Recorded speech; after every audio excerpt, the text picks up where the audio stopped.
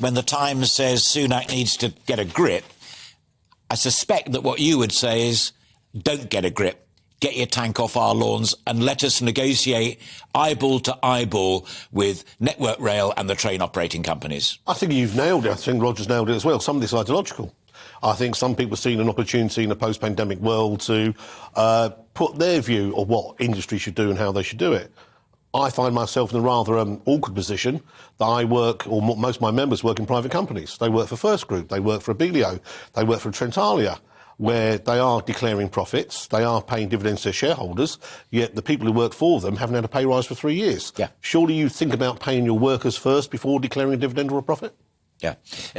It's been a remarkable, as you well know, because we first met. I was an industrial correspondent for years and years at ITN. The unity between the rail unions, and there's your own, and then there's obviously RMT, which used to be, the RMT and the TSSA. It strikes me, reading the papers and listening to interviews with other colleagues, that that's just a little fraction at the moment. RMT saying to you guys, please don't accept this deal. We don't want it. You guys would get over 80,000 a year if you accepted it. Let's hold together on this in rejecting it. Well, quite simply, I mean, if you actually look at what happened the other weekend, the RMT acted in good faith. They suspended all their action to have 2 weeks of intensive talks. They came to a deal.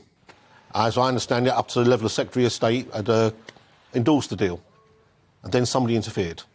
And the RMT were left with no opportunity but to put strikes back on. But what happened then was rather odd in industrial relations. Someone inserted two clauses that were going to be deliberately create that rift about DOO. Now, we are not going to support driver-only operation on trains. There's no place in the industry for it at this moment in time, and they're not ready for it. That was done deliberately to derail the deal. So somebody in government, higher than the Secretary of State for Transport, decided that they wanted these strikes to go ahead. They wanted then to ramp it up in all the other trade unions at the same time. This is government interference of the worst kind. So he is getting a grip and he's actually blocking progress. I don't know if it's Mr Sunak himself, I don't know if it's Mr Shapps in business, but somebody is.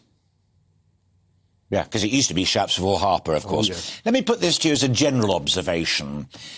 It seems to me that a rail industry that is modernised and fit for purpose, fit for the 22nd century, and employs skilled and well-paid workers is the only way forward. Otherwise, your industry and the industry that all of your colleagues rely upon for employment at whatever level is simply going to be a dinosaur that is a burden on the taxpayer whose love and affection at the moment you've lost.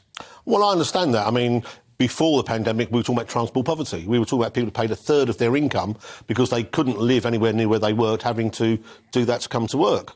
I want to get back to talking about green issues. I want to talk about electrification. I want to talk about... I can't see how we deliver Kyoto, Paris, or even the 1 degree without putting this small island of 60 million people, right, with infrastructure and integrated transport at its heart. But we're not.